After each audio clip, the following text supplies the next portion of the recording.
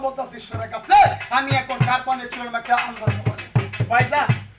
যখন বিশ্বকর্মার কাছে গেছে বিশ্বকর্মার কাছে দেওয়া আরম্ভ করার পরে কি বলতেছে বিশ্বকর্মা বাড়িতে আছেন বিশ্বকর্মা ছিল একটা বয়স্ক কথা বলতেছে হ্যাঁ আমি বাড়িতে আছি তোমার বাড়ি কোন জায়গা কথা বলতেছে মনে আমাদের বাড়ি হলো শ্যামপাই নগর বলেছে বাবা ওই থেকে খেলাকে আসতো বলে আসছে শুধু আপনার তারা আসে বলে কি আমার তারা আসে কিরকম বলে শুনতে শুনতে